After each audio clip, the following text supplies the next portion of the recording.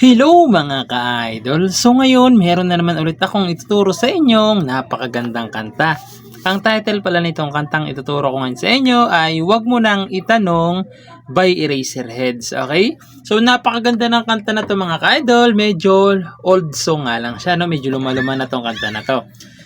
So dito muna tayo sa kanyang strumming pattern. Okay?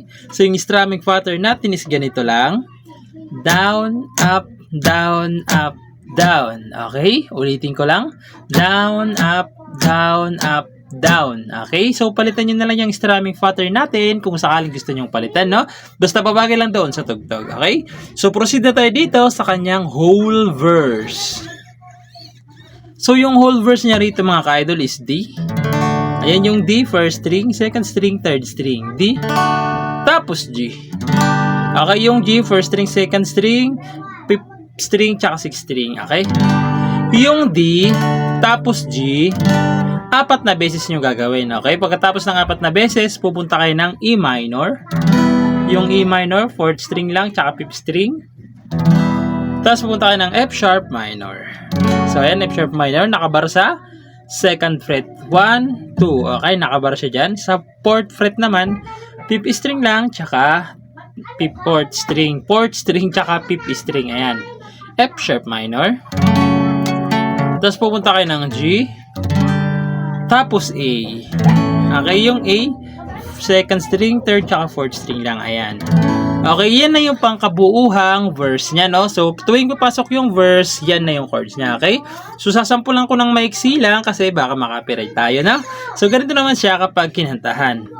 Ika ang inabot ko ng piliting sumabay sa'yo na kang kanto ng isipan mo. Parang sweepstakes, ang hirap manalo ngayon. Pag-uwi ko ng bahay, ibaba ang iyong kilay, ayoko na.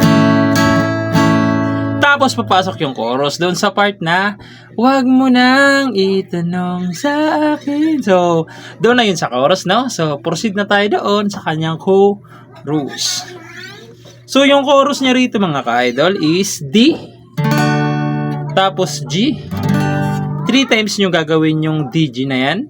Tapos pupunta kayo ng E minor. Tapos A. Okay? So, sasampulan ko yung chorus pero maiksi lang, okay? Halimbawa, pangalawang ulit nyo na, bali magpapangatlo na, doon ko nasasampulan para hindi tayo makapiright, no? So, halimbawa, pangatlong ulit na to. Huwag mo nang itanong sa akin at di ko na iisipin. Tapos babalik lang ulit kayo doon sa verse. Okay? Doon sa part na field trip sa may kapagawaan ng lapis. So, doon na yan na. So, pagpasensyahan nyo ng mga ka-idol kung putol-putol yung pagkanta natin, no? Kasi baka makapiright tayo. Kaya, yun lang. And bye-bye.